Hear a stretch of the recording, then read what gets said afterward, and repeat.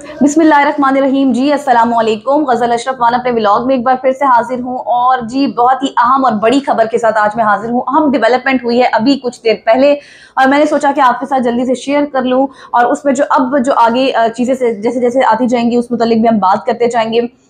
एक बहुत ही मशहूर और मारूफ केस, अहम केस, बड़ा केस जिसके फैसले का सबको इंतजार था, मुझे था, आपको था, वकला को था, सहाफ़ियों को था, आम अवाम को था और अब उस केस का फैसला सामने आ गया है। और वो केस था जी कि साइफर केस। साइफर केस आपको पता है कि कितना पुराना ये केस है और उसके ऊपर कितनी समातें हो चुकी हैं, लेकिन समातें होती थी फिर उसके बाद जो है वो डिले कर दी जाती थी, आगे आगे आगे जाती जा रही थी।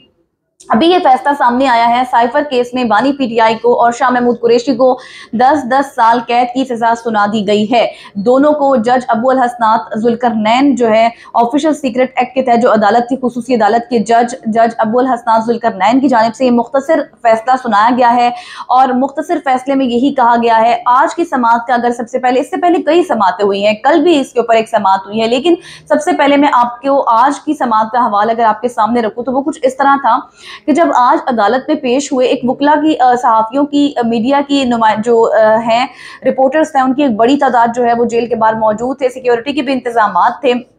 उसके अलावा अगर आज की समात का हवाल मैं आपके सामने रखूं तो वो कुछ इस तरह था कि जब अदालत में ये समात हुई, जज अबू अल हसनात अपने आए, अदालत में पेश हुए, फिर उसके बाद बानी पीटीआई जो है वो आए, पेश हुए, फिर उसके बाद जो बानी पीटीआई शाह महमूद कुरैशी हैं वो आए, जज अबू अल हसनात आए अदालत में। तो उसके बाद जज अबू अल हसनात जुल्करनैन की जानिब से ये सवाल किया गया बानी पीटीआई से। उन्होंने कहा कि जी मेरा आपसे बहुत ही आसान और सादा सा सवाल है, जिसके जवाब में बानी पीटीआई ने कहा जी कि क्या सवाल।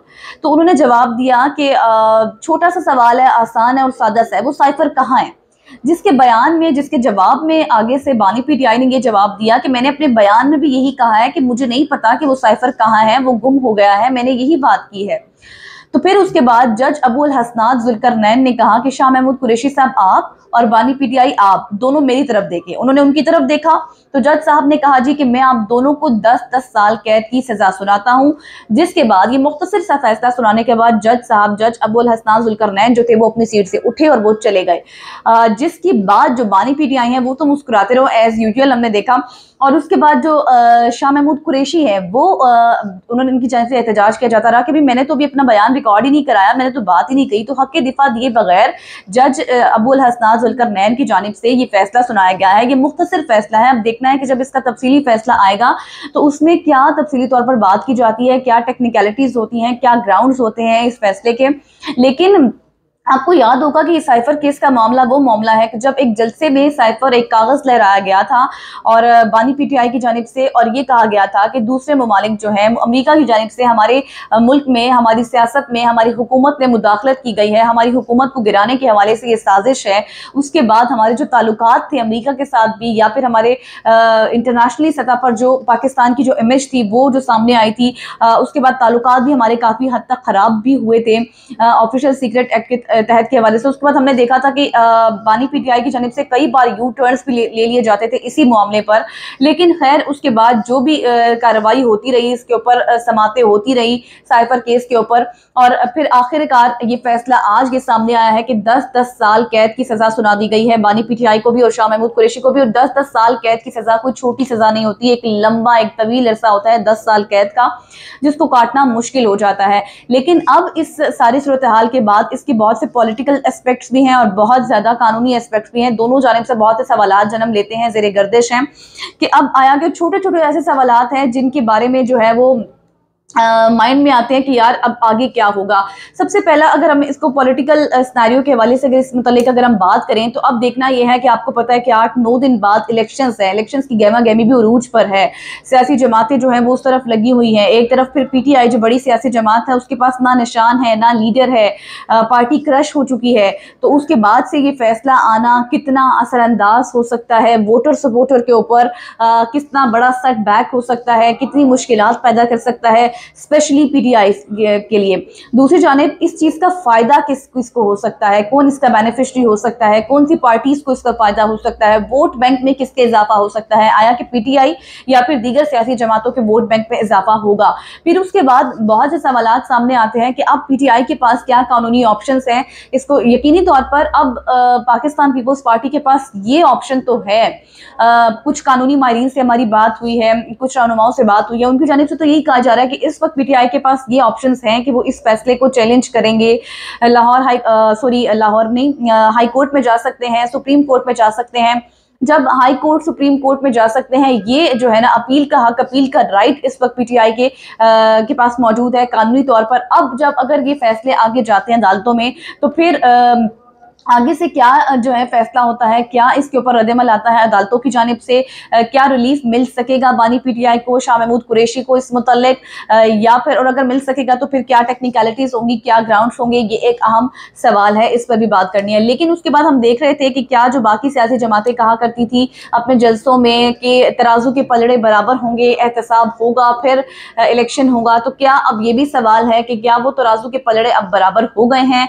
दूसरी जानिब जो हमने हमारी बहुत से कानूनी माहिरीन से बात हुई तो उनकी जानिब से कुछ ने तो यही कहा कि ये जल्द फैसला किया गया है, लेकिन कुछ ने कहा कि ये फैसला बिल्कुल ठीक किया गया है। जब कोई मुल्क की जो सालमियत को या फिर मुल्क को नुकसान पहुंचाता है तो उसके साथ ऐसा ही होना चाहिए। यकीनी तौर पर मुल्क को किसी सूरत भी हम जो है ना उसको इस सूरत में नहीं लेके आ सकते, या फिर हमारी मुल्क के जो सालमियत है, उसकी खुद मुख्तारी है, उसकी जो हमारे मुल्क की जो साख है, उसको कोई इस तरह से मुतासिर करे वो नहीं। उसके बाद हमने देखा है कि अब कल जो समात हुई थी वो भी एक लंबी समात थी, उसमें भी 25 गवाहों के बयानात मुकम्मल हुए थे, फिर बहस भी हुई थी। और अब जो असद कैसर की जानिब से भी कुछ देर पहले ये बयान सामने आया, उन्होंने कहा है कि जितना ये जो फैसला आया है इस फैसले को देखकर बहुत ज़्यादा दुख हो रहा है, और ये फैसला जो है असद कैसर ने कहा कि ये एक मुतनाज़ा फैसला है। इसके अलावा उमर अयूब की जानिब से एक ट्वीट किया गया है, वो भी यही कह रहे हैं कि अब हम इसको चैलेंज करेंगे।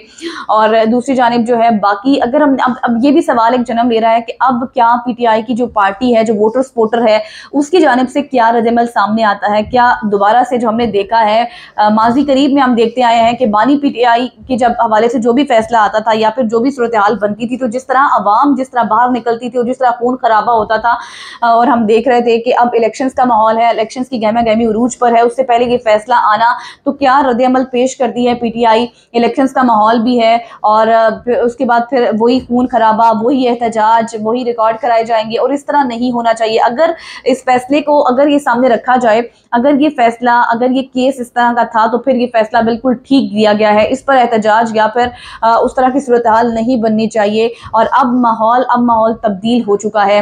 अब बाकी सियासी पार्टी इस फैसले को कैसे देखती हैं बतौर, और उनकी जानिब से क्या रद्दअमल आता है, इस पर भी बात करेंगे। लेकिन इस वक्त की बड़ी और अहम खबर यही है कि 10-10 साल कैद की सजा सुना दी गई है बानी पीटीआई को भी और शाह महमूद कुरैशी को भी। और उसके बाद जो है वो जज अबुल हसन जुल्करनैन अपनी सीट से उठकर चले गए, जबकि बानी पीटीआई मुस्कुराते रहे। और उसके बाद जो है शाह महमूद कुरैशी ने अपना एहतजाज किया कि उन्होंने कहा कि मेरा तो भी जो है वो मैंने भी बात ही नहीं की, मेरा तो बात सुनी ही नहीं गई, हक के दिफा भी नहीं दिया गया। तो ये अभी आज की अहम डेवलपमेंट थी, कुछ देर पहले की, और बड़ी खबर थी जो सामने आई है, जिसका सबको इंतजार था। अब देखना यह है कि पार्टी का रद्दअमल क्या होता है और बाकी सूरत हाल आगे कैसे टर्न आउट होती है। आज तक के लिए इतना ही, कल फिर हाजिर होंगे अपने व्लॉग में। अल्लाह हाफिज़।